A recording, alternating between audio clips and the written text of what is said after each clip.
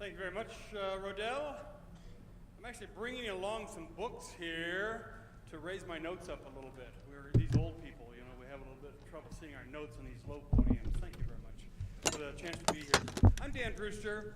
I've been talking about the 414 window for a long, long time.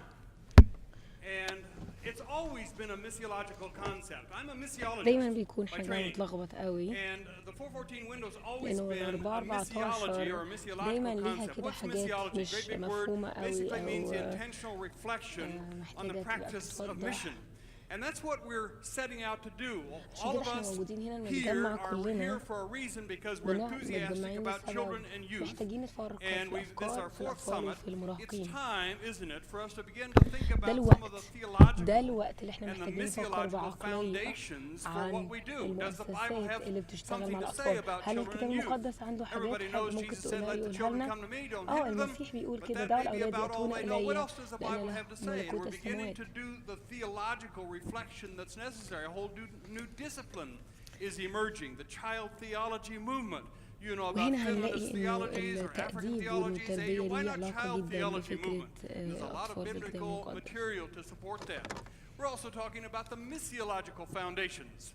And there was a conference in Seoul, Korea in February of this year, خلونا نتكلم bringing عن together about جنوب كوريا. 120 theologians and missiologists to talk لقوا إنه about في what أكتر the من Bible 20 has to say ميسيولوجية as we talk مبدئية about children engaging بيتكلموا and فيها عن being الأطفال اللي partners with ممكن us يبقوا in mission. بيندرجوا And we في found that the أعمال Bible, in fact, has a lot to say about it. ولقوا إنه في أعمال Now, كتيرة I جدا am وأمور كتيرة جدا sometimes ممكن known as a تتقال في الموضوع 414 ده. window guy. I can't speak to a group like this without asking the question, how many of you made your first ما أقدرش decision to follow Christ أتكلم before the age of 18? ما أقدرش أتكلم معاكم Hold من your غير hand ما up and everybody look أسألكم مين around. I don't know if you فيكم can عرف see in the المسيح darkness here, بعد 18 سنة. but I'm guessing, help me out here, Lewis, I'm guessing أنا 70, بتخيل 80% 70% of you منكم made your decision to follow Christ before the age of 18. عرف You المسيح know, it's a قبل flexible سن window. 18 سنة. Lewis Bush helped us see the windows, the 1040 window.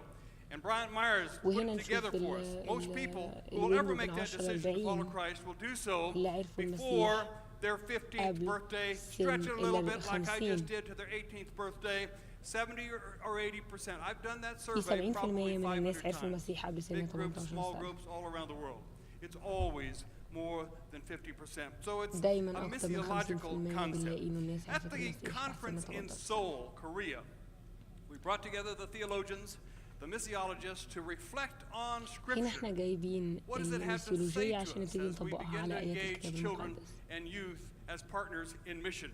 And I would like ازاي ممكن today, نخلي and الأطفال my colleagues, والمراهقين Dr. جزء Genevieve من and الخدمة Reverend بتاعتنا. John, will be sharing some highlights. We want to take you on a bit of a journey of what we discovered and what we covered as we were there in Seoul, Korea. So it's just some highlights. We're picking and choosing here some things to share with you خلينا نتفرج على about حبة حاجات the وأشارككم practice, بيها the intentional reflection on the practice of mission. ازاي نطبق Our starting الحاجات point دي. was that remarkable passage in Joel عندنا chapter آية واضحة 2 and verse جدا 28. It الكتاب says, المقدس and بتقول afterward I'll إنه pour out my بعد spirit on ذلك all هسكب people. روحي على Your sons الجميع and daughters will فيتكلمون prophesy. Your أبنائكم old men will وبناتكم dream ويرون dreams. Your young رجالكم men will رؤى. see visions. Now this prophecy was so extraordinary كانت that واضحة جدا Peter كانت واضحة also جدا quoted النبوة that very دي passage. And in fact at Pentecost he said, this is that. إنه هو I had a book in دوت seminary by that title. This هو is that. دوت العمل This is that اللي that was هعمله مع prophesied by الشباب في Joel. السن دوت. And and Peter said, in the last days, God says, I'll pour out my spirit on all people. Your sons and daughters will prophesy. بناتكم Young men will see وبأبنائكم visions. Your old يرون men will see رؤى dreams. So يرون immediately we رؤى. see that the next generation is engaged as God's mouthpiece. واضح جدا من Immediately آيات we see الكتاب that المقدس إن الجيل اللي جاي childhood and هيبتدي young يبقى بيندرج peoplehood, في if you will, الأعمال اللي is الله not an عايز يعملها. inferior stage of life.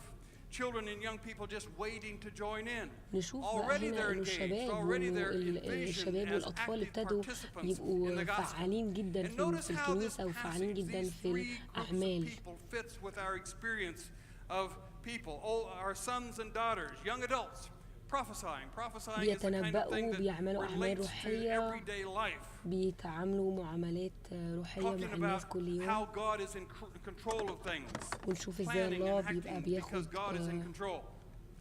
Elders are dreaming. بياخد I'm an سيطرة old guy. بيليد We're not talking about snoozing بيدعم here. Us old بيكون guys sometimes do موجود some snoozing. You know, and so I actually told my wife, if I fall asleep كنت بقول while I'm لمراتي here, I لو want you to أنا wake me up. نمت هنا You know, I don't want to be caught snoozing. She said, you wake you up anytime? Yeah. Even if Lewis Bush is preaching? Yeah. Even if Lewis Bush is preaching. مش Wake me up. هعرف أبقى Because I بصحى. want to قالت be لي alert. أنت I want to be محتاج awake تبقى during this بتبطل time. تتعلم إنك But تدوس we're not على talking about زرار snoozing. سنوز We're في talking الألارم about لما old بتيجي بتصحى men, كل يوم. elder people dreaming dreams. Dreams are the kind of thing that help understand the complexities of life. That's what we هنا older فكرة people ought to be الأحلام doing. And بتترجم young إنه people, بتفك وبتشرح أمور كتيرة في الحياة visions. بيصعب Visions are فهمها. about clarity. Visions are الرؤى about الرؤى concrete kinds of things. Young الرؤى people هنا often have فهم things lined فهم up very black and white. They can وضوح see these visions. They can وفهم tell us بوضوح جدا الأمور what we ought to بشكل be أبيض thinking about وأسود. as فهم God is in واضح control. للأمور. So with خلال الرؤى missiological eyes, نستطيع أن احنا and نفهم that's what we want أمور to كثيرة. use today, our missiological eyes. The passages show us how important it is to encourage children and young people to receive this gift. وهنا بتوضح النبوة اللي في الكتاب إنه الأطفال محتاجين يشوفوا الرؤى ويفهموا الأمور اللي على قلب الله ليهم. حاجة كمان حب قوي أتكلم فيها معاكم.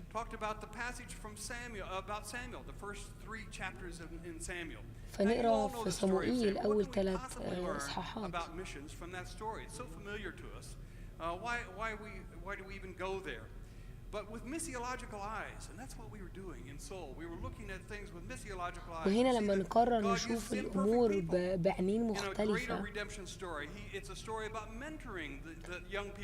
ونبتدي نبص في الكتاب المقدس من النظارة دي، نبتدي نشوف ازاي في الكتاب المقدس ابتدى يدعم ويعلم الشباب يتلمذ، وازاي بيتكلم عن إطلاق الأطفال من أجل هدف الله الواضح، من أجل إعلان خطواته وخطته ليهم في البلاد وفي الملكوت. وهنا نشوف الأطفال بيعرفوا الله وبيعملوا زي ما صموئيل حصل. أمه نظرته لله والله تعامل معاه، هو بيحلم أحلام، بيرى رؤى، بيتعامل وفي خطة الله وفي ملكوت. But I know we're old guys, Lewis. So sometimes we get that mixed up a little bit. Luke 52, Jesus grew in تعالوا نشوف كده في لوقا 2:52 بيقول إنه صموئيل كبر زي بالظبط يسوع في القامة والنعمة والحكمة بين الناس.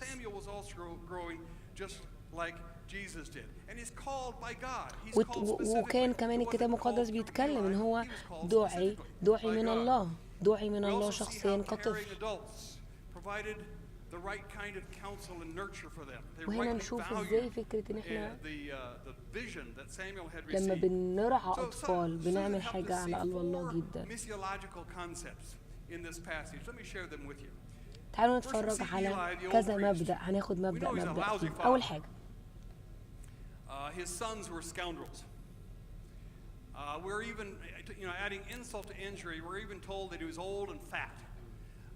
So he gets a bad rap in Scripture. But there's one thing we can see about Eli is that at least he was sensitive to what was going on. Surprisingly, he acted as a father to Samuel, and he provided just the right kind of guidance that young Samuel needed to grow into a man of God and a kingmaker for Israel. We can be thankful, can't we, that the outcomes of nurture aren't dependent on perfection amongst us adults. If it was, none of us would be successful.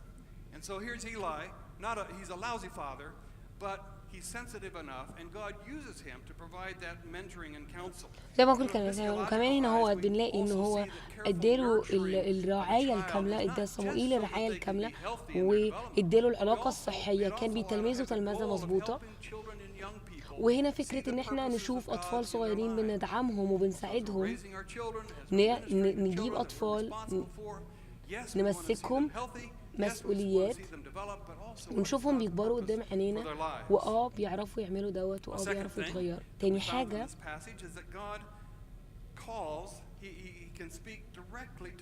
لما نشوف ان الله بيعرف يتكلم بشكل مباشر مع الاطفال، ولكن ده ما بيلغيش ان هم بيحتاجوا لسه الدعم مننا، بيحتاجوا ان هم يكبروا.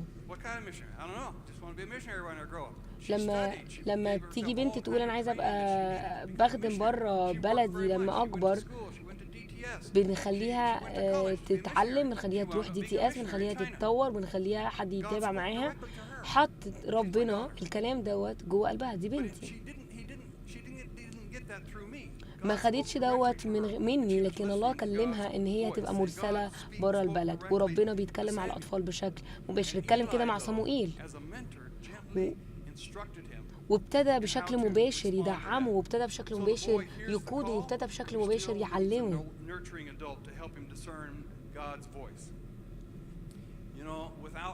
تعرفين من غير إيليا كشخص بيقود صوت الله بالنسبة لناس كتيرة كان هيكون حاجة بتلخبط. الأطفال محتاجين ناس زينا يساعدوهم عن تأكد من صوت الله اللي بيكلمهم. حاجة ثالثة، ربنا كمان بيستخدم أي حد هو عايزه. بيخلي الناس اللي ملهمش، اللي الناس ما بتقولش عليهم طبيعي انه يكونوا بيستخدموا من قبل الله، زي الأطفال. الله بيستخدم الأطفال. حنة كانت حد من الحاجات، كانت شخصية من الشخصيات اللي ربنا استخدمها. كانت بتتأذى في بيتها، كانت بتبكي، كانتش بتاكل. فكروا في نوع الألم دوت.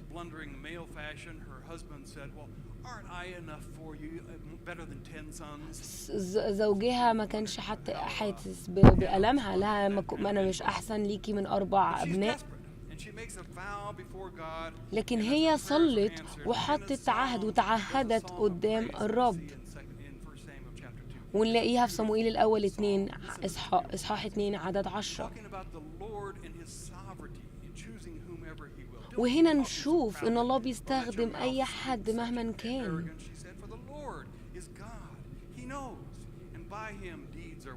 وهي قالت كده إنه للرب هو يعلم، ولأنه هو فاهم ثقل طلبات قلبي. ربنا بيبعت كل حاجة. الله بيبعت الموت، الله بيدي الحياة، الله بيرفع من التعب، الله بيدعم في وقت التعب، الله بيشوف القلوب المتواضعة.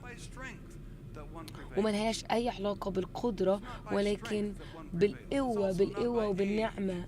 ملهاش علاقة بالقوة، ملهاش علاقة بالسن، ملهاش علاقة بالتدريبات، لكن ليها علاقة باللي بيختار من قبل الرب. اللي يختار من قبل الرب. وهنا بنشوف فكرة ان احنا ممكن نجيب ناس عندهم القلب دوت، حتى لو امكانياتهم بتقول لنا ان هم مش ما ينفعوش زي الاطفال. رابع حاجة، احنا محتاجين نشوف الناس الكبيرة بتدخل الأطفال في الأعمال بتاعتهم كناس مسؤولة. مش لازم الناس المشهورة، ولكن نرى تدخل الأطفال في الأجزاء دي. زي صموئيل 3 مرات يقول الكتاب المقدس إنه خدمة صموئيل كانت من قبل الرب. كان يشوف عمل الرب، كان بيسمع صوت الرب بشكل واضح.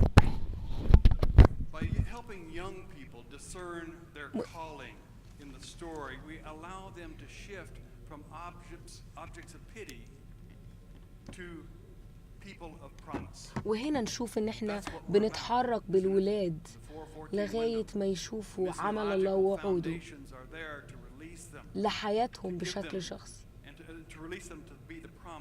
فتطلقهم ان هم يكونوا بيحققوا مشيئة الله لحياتهم وفي ملكوته. ودي فكرة خدمة 4-14، ان احنا بنطلق الاطفال علشان يكونوا في ملكوته ويكونوا في الحلم بتاعه.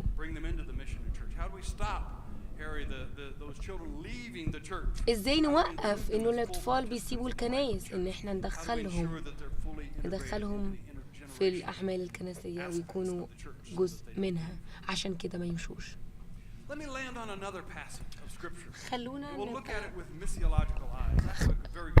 خلونا نشوف حاجة تانية ممكن تبقى أوضح.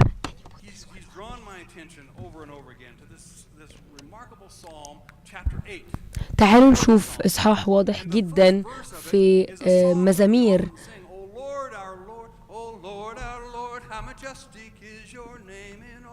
بيقول يا رب يا رب كم أنت عظيم. of Psalms chapter 8 is exactly the same. Oh Lord, our Lord, how majestic is your name in all the earth. وهنا بنشوف كمان لما بيتكلم عن كم احنا أصاغر، كم نحن أصاغر قدام عملك وقدام قوتك وقدام اسمك. احنا حقيقي صغيرين جدا قدام دوت، كنا قليلين جدا قدام دوت. لما نيجي ننظر للمزمور ونشوف العمل اللي الله بيعمله والإنسان اللي انت خلقته، من هو الإنسان الذي خلقته، من ابن الإنسان حتى تذكره، وإن الله كلية قدرة وإن الله في السلطة. ونفكرنا الإصحاح هنا في المزمور بسلطان الله وكده. وبعدها بكام آية نبتدي نتفاجئ لما الكتاب المقدس يقول إنه من أفواه الأصاغر والرضع هيأت تسبيحا. إحنا مش بنتكلم هنا عن أطفال بيتكلموا، ده إحنا بنتكلم عن أطفال بيبيز رضع. إيه اللي بيقولوا البيبي؟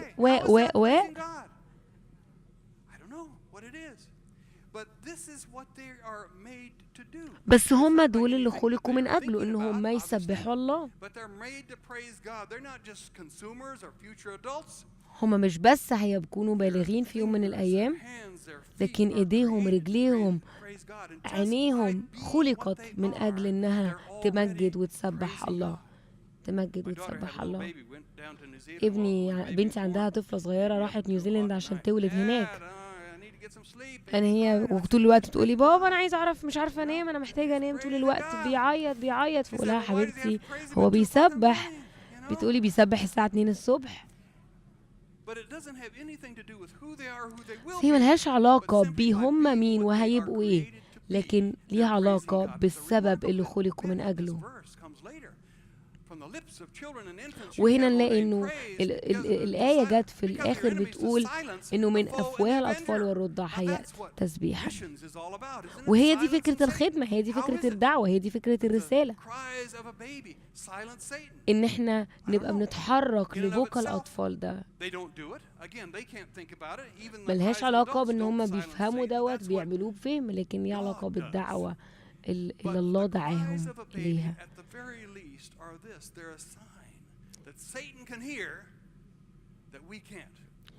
وهنا نشوف ازاي ممكن صرخة الطفل الجديد إبليس بيسمعها. احنا احيانا بنغفل عنها. لما بيتولد الطفل الجديد وبيصرخ، هو عايز يقول انا هنا، انا موجود، انا اتولدت.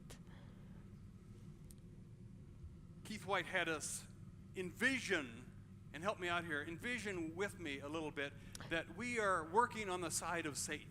تعالوا نتخيل كده حاجة مع بعض. Our whole objective is that we want to devote all of our energy to seeing everything God has created destroyed. تعالوا نتخيل إحنا بنشتغل مع إبليس. هيكون كل الهدف بتاعنا إن إحنا نستخدم كل قدرتنا وقوتنا لتدمير كل ما يخلقه الله. نشوف عن الاعتداءات اللي بتحصل للأطفال، نشوف عن الألم الرهيب اللي بيعانوا بيه الأطفال. وهنا نفرح إحنا كنا ناس بتشتغل مع إبليس. وبعد كده نسمع صوت صرخ الطفل. دي أوحش صوت ممكن يتسمع، طفل بيبكي، لأنه دي علامة اللي بتقول إنه ربنا جايب أطفال عشان يشتغلوا في ملكوته. فدي بتبقى أصعب حاجة بتحصل لإكمال لامتداد ملكوته. وبعدين تبقى فاكر نفسك نجحت لما تم اعتداء على طفل أو حد اتخطف أو حد اتأذى، لكن لما تسمع صرخ الطفل الجديد تحس بفشل، لأنه الصرخة دي صرخة مولود جديد بيجي للعالم.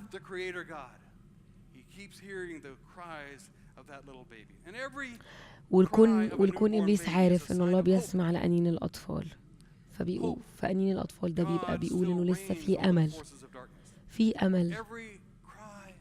كل صرخة طفل، كل بكا لطفل دوت دليل عن إن الله موجود وبيتعامل مع الأطفال وهيدعو دعوة للقضاء وأمل لينا احنا. وهنا نرجع لموضوع ان احنا نشوف الامور بعينين ميسيولوجية.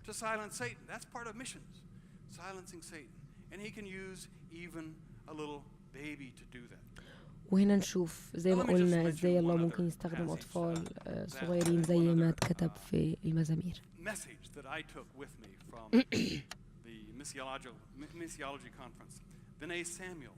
احب اتكلم زي ما اتكلمت قبل كده عن الطفل في ملكوت الله.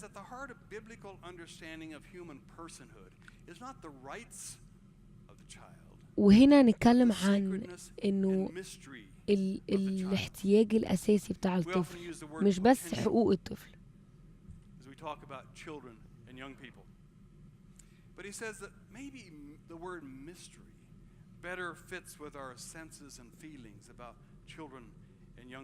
وهنا نشوف انه ازاي كلمة ميستري، كلمة غموض او كلمة دافع او كلمة وضوح، هنا نشوف انها بيبقى دايما مش مفهوم لما الله بيدعو حد، لانه مفيش امور واقعية بتتكلم عن اختيار الله. لما الله جه اختار التلاميذ كانت حاجة مسترية، كانت حاجة مش مفهومة، كانت حاجة غامضة، لانه كانت توقعات الناس هتختير من قبل يسوع هم ناس اقوياء، ناس بتفهم.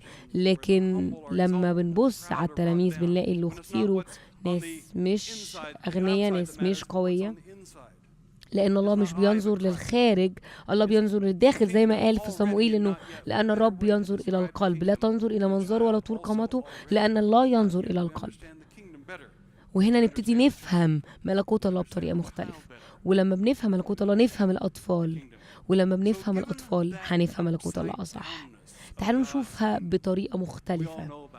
كلنا عارفين ملكوت الله، كلنا بنسمع عنه كتير، إن الله بيختار الأطفال، الله بيختار الناس صغيرين. ربنا بيفعل ما يريد، الرب بيفعل ما يريد في اختياره ليهم، في معرفته ليهم. وهنا كمان بنرى أن الله بيستخدم كلمة دعم أو تقوية أو تمكين. هو مش بس تمكين لقوة الأطفال، لكن هي إطلاق إطلاق إطلاق إطلاق أكتر من تمكين.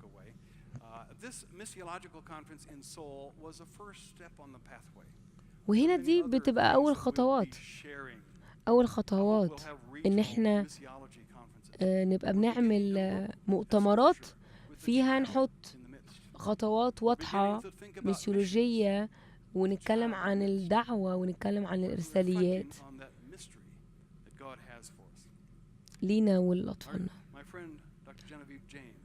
صديقي جيمس هتتكلم عن